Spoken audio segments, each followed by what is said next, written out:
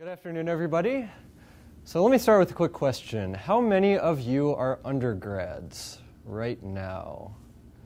Okay, that's a lot of you. This question is only for people who just raised your hand. How many of you are playing a game right now? All right, those of you who did not just again raise your hand, please raise your hands. That's everyone. Yes, you are playing a game right now. College is a game. Here are the rules. You go to classes, you take tests, depending on how these classes and tests go, and maybe you write some term papers, whatever your classes do, you get some points that go on your transcript. When you have enough of the right kind of points in the correct distribution for whatever your program decides, you unlock an achievement. It's a degree, hooray! Probably for your life score here, it's probably more than 5, you're right, but sure, here's the achievement you get. So yeah, that's a game. What we're going to talk about today is the kind of games that you don't know yet that you might make. You're training to be game designers. Some of you will end up as people like me or Brian Tinsman or Nick over here. You'll be working at traditional game companies. Some of you, however, I assert will not be, and you will be doing other things. You will be putting game structures on top of other parts of life, and that will make you very, very powerful, perhaps more powerful than us. So let's talk about how that can work. Games manipulate people. How many of you believe me right away when I say that? Good, excellent. Okay, we get to start from a good place. How many of you have played Rock Band? Lots of people, okay. So let's talk about achievements in Rock Band. There's an achievement called Got Wheels. You get this by unlocking the tour bus in career mode of the original Rock Band. How do you unlock the tour bus? You beat like 10 songs. That's really easy. Maybe 95% of people who play Rock Band career mode will unlock this achievement. That's pretty easy. Is it even an achievement? Maybe not. Here's another achievement from Rock Band, Flawless Groove. Does anyone know how you get this achievement? Yes, you have to beat a song on expert bass while only upstrumming. Now, how did someone come up with this? I can imagine us sitting in a room, if we're designing Rock Band achievements, and we say, like, I wonder what crazy crap we can get people to do while playing our game. And look, they did it. You just sat there upstrumming, and maybe you had to play the song 6 times to beat it 100%, and maybe one time you downstrummed like an idiot, and now you're mad at yourself. But you got people to do this, and then we give them 10 points for their gamer score. So when you think about this, it makes you want to give someone an achievement like this.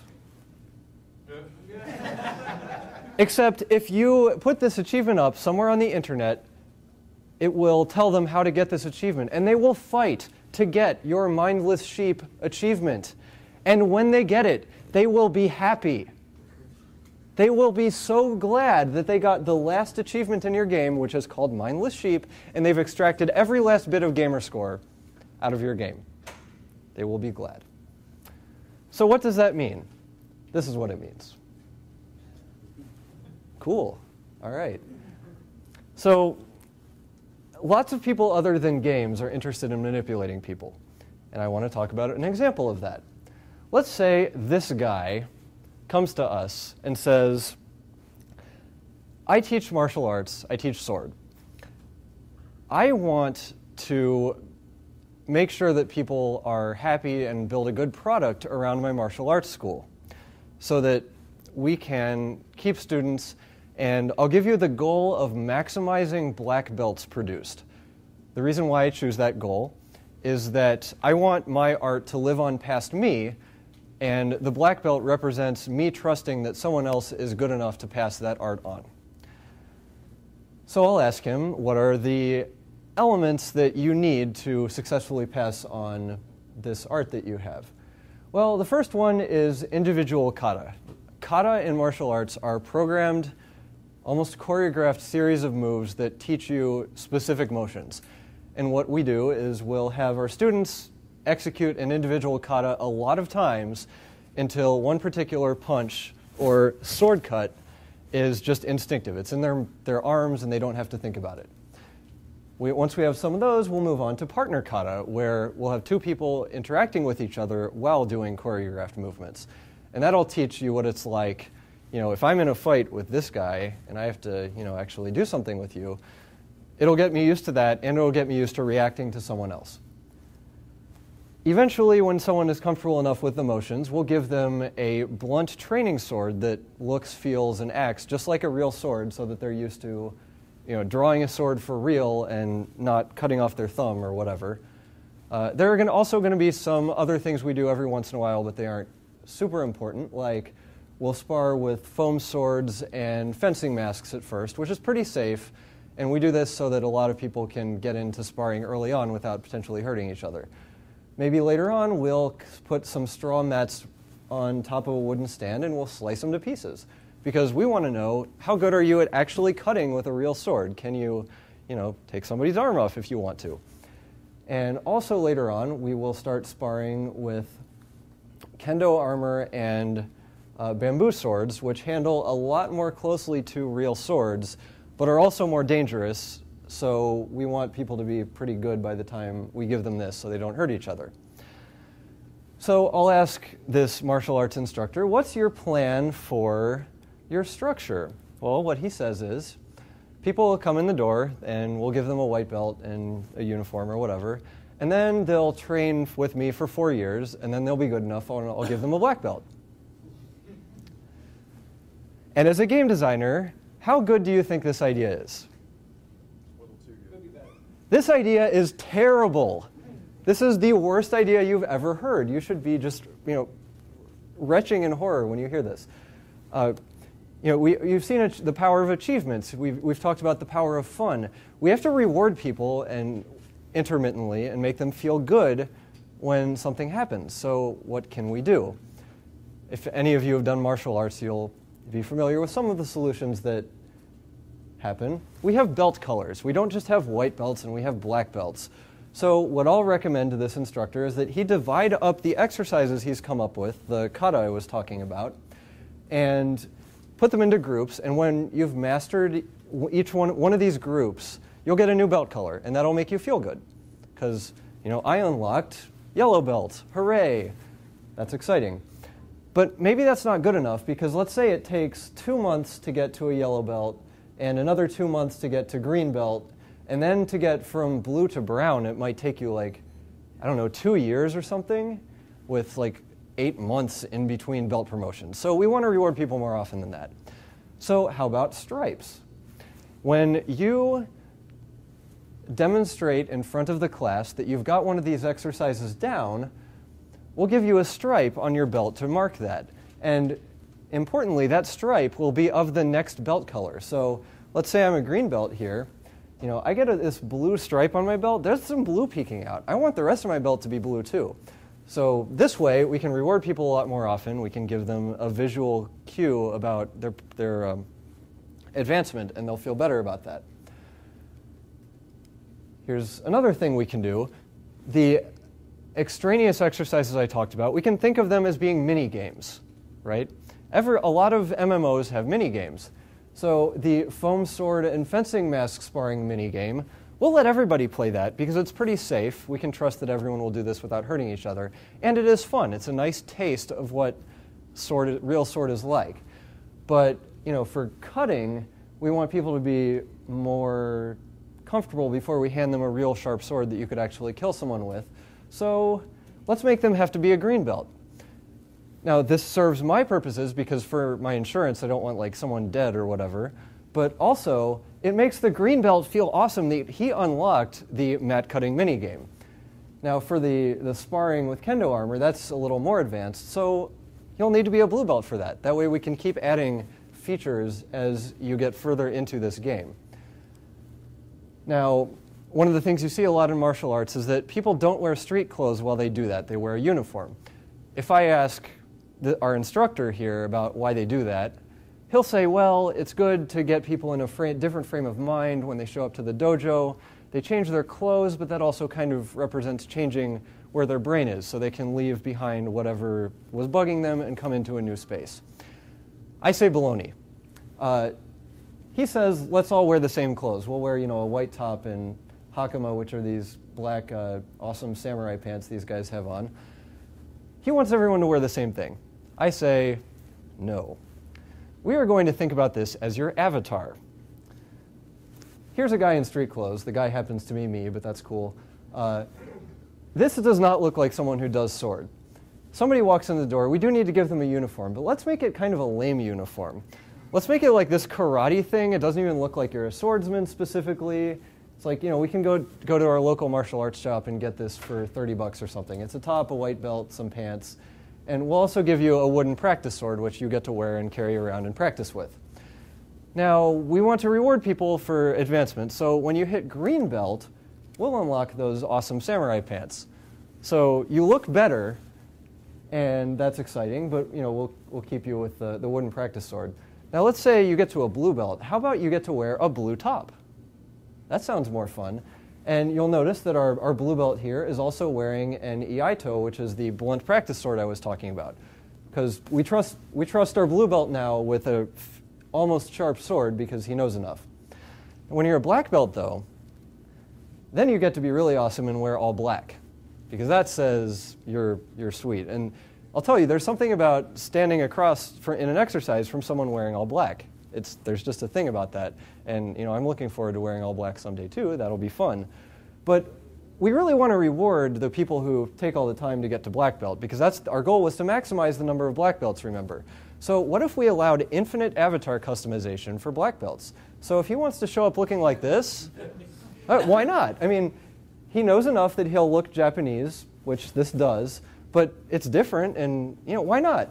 Let this guy do what he wants to, because he played our game the way we wanted him to. We wanted him to get here, so we should put a good reward on it. So there are other things we can do too. We want our students to feel as badass as these guys, right? We're teaching you how to fight with a sword, so we should feel like this. What are some other things we can do? We can bow to each other a lot, right? Like, we're not going to shake hands. That's weird. We're sort of playing at being Japanese, so we'll do this. We'll have a shrine in the room, and we'll bow to the shrine because that's what you do if you're 16th century Japanese. See, he wasn't kidding. There's other things we can do. Let's say we have an exercise that's a footwork drill, and our instructor calls it footwork drill 1, footwork drill 2, or something. I'll say no. You need to come up with a Japanese name for that, so this feels more appropriate. So we have Tai Sabaki and Tai Sabaki 1, which still annoys me that this particular instructor says Tai Sabaki 1 and Tai Sabaki 2 because we have Japanese numbers. But anyway, let's see, what else can we do? We can refer to each other very formally. I can look at you, and you, when we walk into the dojo, will be Mr. Davidson. We walk outside, you will be Nick. We can use Japanese commands. If I want you to stop doing something, I will say yame, which is a very rude way to say stop in Japanese.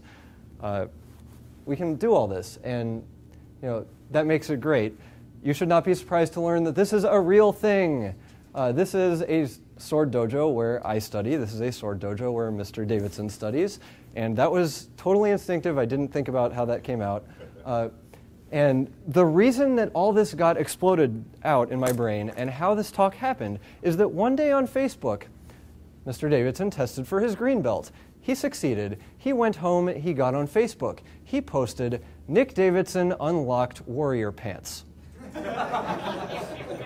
And then everything was clear. This was a game. And it was designed pretty well. I could think of ways to make it better, but it was designed pretty well. Let's talk about another game. No, let's not talk about another game yet. The goal of this game is to produce people who are good at fighting with swords and can pass that along. That's kind of altruistic, right? Knowledge of how to fight with a sword is a thing maybe we should keep alive. That's great. There are ways that we can build games that are perhaps not altruistic, and you may be asked to make one of these games. Let me show you one of them. This is the Cadoba Rewards card. The Cadoba Rewards card is also a game. How many of you have a Cadoba Rewards card? Anyone? You? All right, so how this card works. Oh no, I hit the button. Everything is ruined. To the arrow key. All right, how this works is I buy a burrito. I get 100 points. When I have bought 10 burritos, I have 1,000 points. I can turn those 1,000 points into a free burrito. This game is trying to get me to buy burritos. What's good about this game is that it uses big numbers. I work on both of these games. This is Magic the Gathering, this is Duel Masters. They are extremely similar games. Duel Masters is for small children, basically, who live in Japan. Magic is for more adults. These cards are essentially exactly the same card, except in Duel Masters, we have made the decision to multiply every number by 1,000, which is more awesome for Japanese kids. It is also more awesome for you, even though you don't know it yet. That is why 100 points for a burrito is awesome. But that's the only thing that's good about this program. It just makes me buy burritos. That's it. Can we do better? Panera can. How many of you have a Panera rewards card? No one. Then I will tell you about how brilliant this rewards program is. You have a rewards card. When I buy a sandwich at Panera, I give them my card. I swipe it. Nothing happens, but I bought a sandwich. Same thing happens if I buy like this soup and salad combination. They swipe my card and nothing happens. Maybe I show up and buy a coffee one day. And what happens when I buy the coffee and they swipe my card? Ding! I get a free cookie. Why did I get a free cookie? I have no idea, but it's time for a free cookie. Maybe what happens is I come back and I buy another sandwich and nothing happens. Then I buy a soup 2 days later and ding! My soup is free. 3 days later, I come back to the Panera for the 4th time. I get a free coffee. This is random. I have no idea what's going on, and that's brilliant. Why is it brilliant? This is a lottery ticket. This costs £2 to buy. It has £1 of expected value in it. When you buy this, you, on average, get £1 of your money back. What is the rest of this product? You just bought £1 of randomness, £1 of expected value, and that's it. And it may be even more than £1 of randomness if you're willing to do this a lot. This particular ticket happens to be worth £2 million, but that's not why the person bought it. They wanted their pound of randomness. And Panera is willing to give it to you. The other thing that's brilliant is that we can be really sneaky about this. And maybe when you buy a sandwich, that's worth $2 to Panera. This soup and salad combination, it's worth $2. The cookie is $1.50, but we can get you to buy both a cookie and a sandwich, or we can get you to buy a cookie and a soup and salad. So this $1.50, that's free. You're not going to stop buying dinner, but you might get cookies too. And forever, when you walk into this Panera, we make another $1.50 off of you. And maybe if we get you buying a cookie and this expensive coffee, man, we are making $450 more every time you walk into Panera. And that is sneaky, and it is devious, and maybe it's altruistic because maybe you're $4.50 happier because of that cookie and coffee. I don't know. And maybe you don't know either. So this symposium is also a game, which is something that you may not have known. Here are the rules that I'm playing by. I put on a suit. I show up and talk to all of you with this microphone and that camera. I get to say on my resume that I have talked twice at the University of Washington, and that sounds awesome. And now here's the brilliant part about this game, which tells me that this game was designed well, is that in maybe 45 minutes or something like that, I'm going to be a Grand Inquisitor. Now this is what Google Image Search thinks a Grand Inquisitor is. And when I saw that, I was happy because I'm going to be that guy, and that rocks. So whoever thought, what flavor can we put on top of this Q&A session? That person is awesome, and one day you may be as good a game designer as that person. So those of you who are undergrads, you do not yet have degrees yet. I made the joke about the achievement, but one day you will unlock a degree. Maybe it's a Bachelor of Arts, maybe it's a Bachelor of Science. And when that happens, you will enter a new game content zone that I've called the degree lobby. For all you know, it might look something like this. This is what I've seen a lot of things looking like. It's like, look, these people are all professional. They probably have degrees, right? I mean, look at them. And when you're in that degree lobby, you will have the tools to manipulate people in incredibly sophisticated ways for good. Perhaps you want to manipulate people to donate more money to the disaster relief effort in Japan. Maybe for Maybe you want to manipulate people to be better at sword, which I think is a pretty cool thing, and our sword instructor we talked about thinks that that's a pretty cool thing too, but maybe someone else doesn't care. That's just, you're manipulating the world in a way, and it's going to be different because of you, and you get to decide whether that's good or not. You can manipulate the world for your own personal amusement. This is what the Rock Band achievement, Flawless Groove I was talking about is. I can make tons of people sit in their basements and upstrum hard songs just to get this thing. Or you can manipulate the world for evil, which I hope you don't do. That would be bad. Please don't. And I'm not going to give you any ideas about that. But most likely, you are going to be asked to manipulate the world for profit. And when you do that, what I ask is that you take into account before you make any decisions what you're doing, think about it, and make sure you're okay with that. And make sure that we would be okay with it too if we were in your shoes. That is it.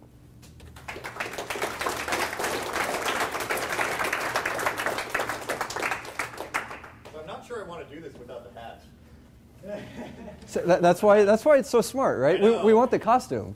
Thank you. We got a. No. We have a hat? No, we don't have a hat. So, what does this mean for the future of games without graduated rewards? There are plenty of games out there that do not feature the same sort of achievement-driven graduated rewards on ramp to success. Are those games things of the past, or will we still be playing Magic 5 years from now? Well, Magic's a fascinating example of that, but I'm going to answer your question more broadly. Okay. Games for gamers can avoid the graduated reward structure to some degree. I mean, how many of you in here consider yourselves to be a gamer? Like, that's a label you're willing to apply to yourself? Okay. You've played enough games that you know how the rhythm of a game works. You start it, you're probably not very good at it. You know, if it's like a platformer from 10 years ago, you probably don't get past level 3 the first couple of times, whatever. You understand that there is a graduated reward system that you've built for yourself. You beat the level. Yes, I call my friend. I got out of World 3 in Super Mario Brothers. Like, that's all the reward structure you need because you're used to playing these things. What's happening with graduated reward structures is that all these people who don't have the vocabulary that we've talked about here, they've never played a game before. They don't understand that there's going to be a psychic reward when they beat something hard. So you just have to keep feeding them rewards over and over again. And they have to, they have to feel kind of real. Like, when someone's a purple belt at this Kenjutsu class, I can't get them excited about as small a reward as I could a yellow belt because they've been playing the game for longer. But the rewards still have to ramp up and make sense to people. Now, here's the sick thing. You are all gamers, and those little reward structures, they still work on you. They do. You don't need them, but when we put them on you, it still happens. And you still get happy. Like, when I played Rock Band and I got the, whatever the wheels, what is it, Got Wheels? I unlocked Got Wheels, and I was like, hey. And that should never work on me because I'm very smart, and I make games for a living, and yet I was still happy. So I think there is a future for games that don't have rewards layered on top of them, but as an example of what will happen instead, take bridge. What do you think of when you think of bridge? You think of like old people in a hall somewhere, like not talking and playing cards, and it's boring looking.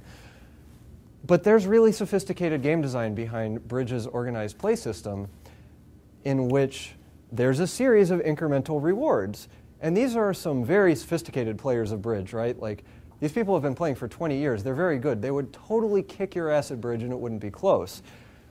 And despite that, there's this Bridge progression. I don't remember what it is, but I know there are titles you get for a certain amount of master points. And at the end, you get to call yourself a Bridge Life Master. And that is what so many Bridge players chase. That is no different from leveling your gamer score up.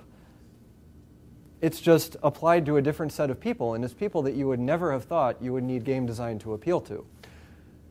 I think what to take away from this is, if you've got a game that doesn't have graduated rewards, you should look for ways to add them, because it can only increase your audience, and it can only make people who play your game, who would already play your game, happier.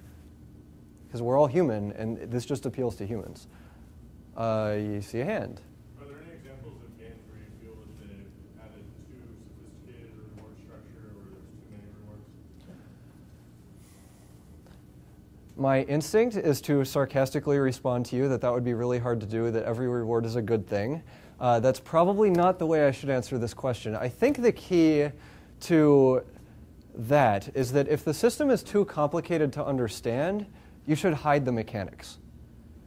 That's what the Panera Rewards card does in such a brilliant way to me, is that they're probably doing data mining. If I had to guess, they have a very sophisticated amount of data connecting people who buy, like maybe if you buy sandwiches, you're more likely to buy a cookie, and if you buy soup and salad combination, you're more likely to buy a coffee. And at that point, I can tell my computer system to give the free coffee to the salad guy and give the free cookie to the sandwich guy. And I can't see those mechanics, but it's very complicated. And because I can't see them, I don't need to know about them, and I can still be happy with whatever rewards it happens to spit out at me. Was that kind of what you were going for, or no? Well, like a couple years back, I played a game, Free Realms. Sure. These collections in them. Yeah. And when I first got a couple of them, I was excited, but then I found out there were like 300 different collections, and it was nearly impossible to collect them all. Sure. So I kind of felt like maybe they'd gone overboard. Sure. I think the goal is to give players a path they can walk down that makes sense to them. I mean, one of the reasons I think that the martial arts example is so good is that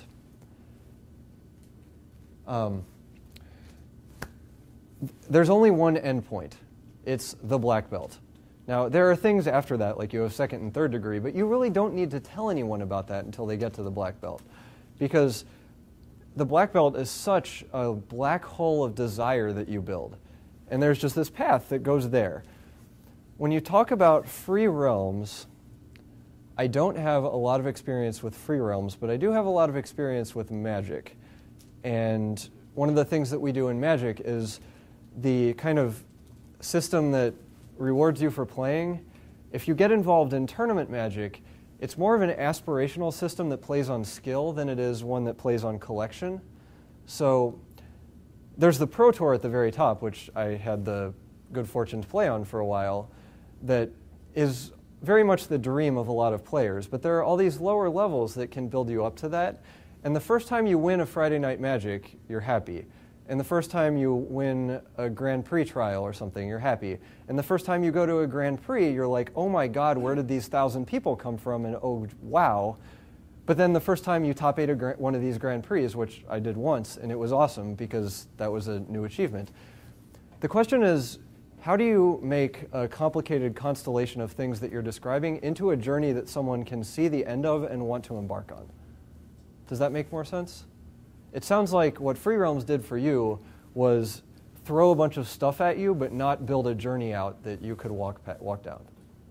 Yeah?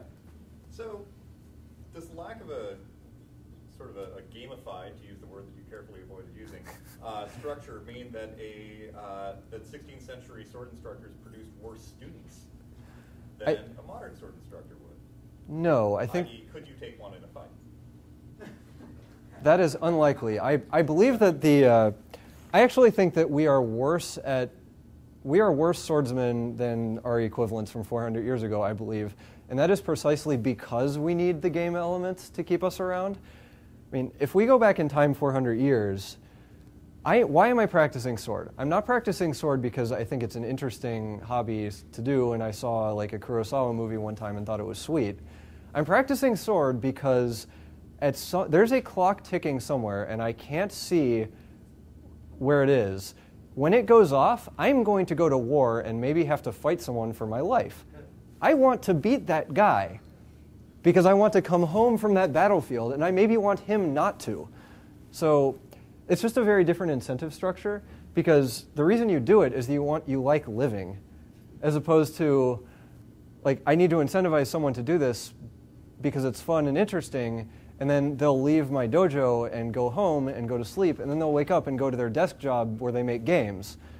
It's a very different thing where, like, you know, I could imagine some bizarre world where 400 years from now we have these anachronistic guys who, like, train to use automatic weapons and, like, crawl through mud fields or something. And they do this for fun because they saw a cool movie from 400 years ago about, like, some about World War II or something. And that sounds kind of almost blasphemous to put it that way, but that's effectively what we're doing. And it takes the game structure to make it into a compelling thing to do when you remove the life and deathness of it, I think. So now that I've set the trap, allow me to spring it. Great.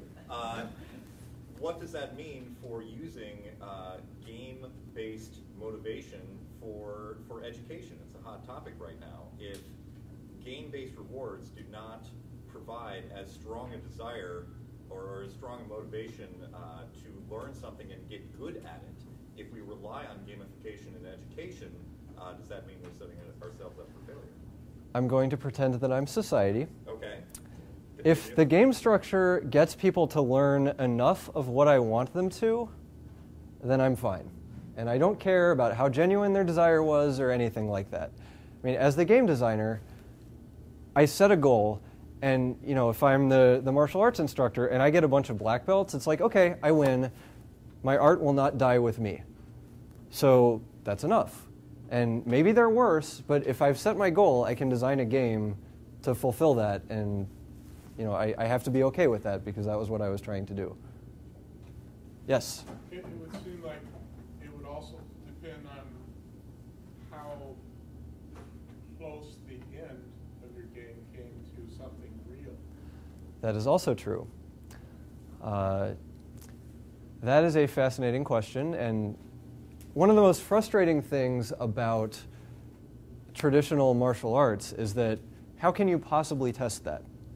Like, how can I possibly know if I'm a better swordsman than some other guy? Because we are modern human beings, and we're not going to, like, find a dusty Japanese street 400 years ago and, like, pay someone to throw tumbleweed across it and then, like, draw our swords.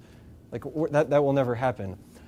But, I mean, I can tell you that people who do this, I mean, we try to find ways to approximate that because the desire to make it be a real thing is so strong. I mean, that's one of the reasons that we have sparring as part of what we do, is because you have to see it and you have to know what that feels like.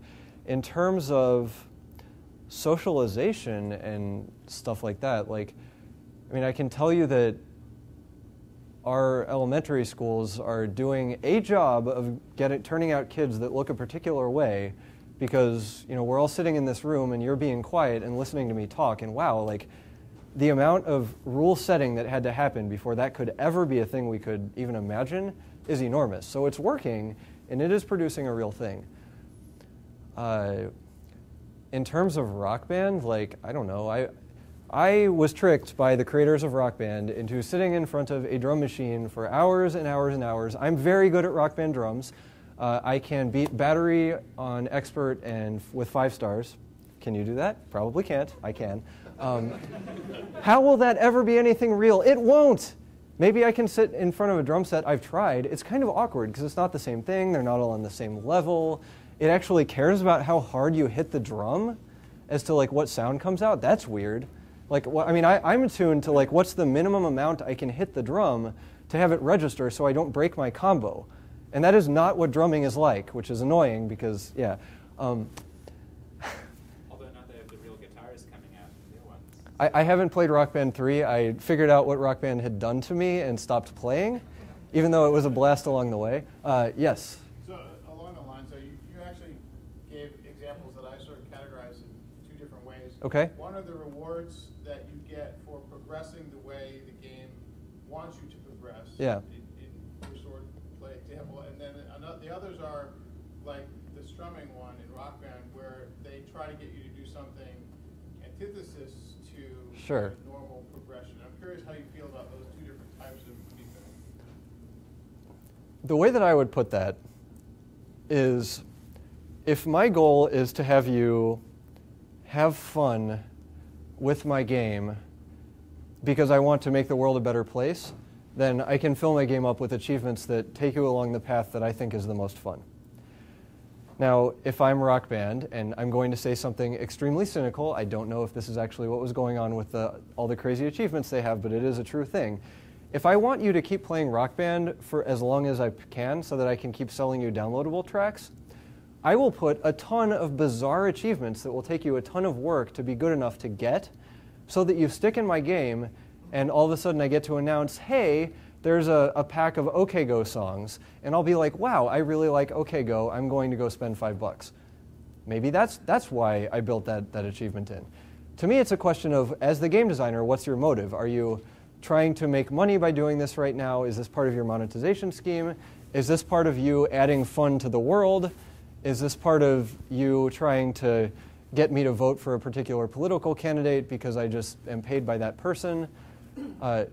Game design, to me, it's a set of skills that you can use to manipulate people, but it doesn't tell you how you're supposed to use it, and that's a question that I wish we would consider more. So if we think of one as for progression and the other as for repetition, right, then we can use both of those to modify, let's say, again, your Sword Dojo, right, where you could have rewards for fighting against 10 different classmates, right? Sure, or 5 different classmates, and then 10 different classmates. That would get you to practice that skill repeatedly. right. So the thing that I'm out of time here, so what I'll close on is the question you need to ask yourself: what is your motivation for building this game element in?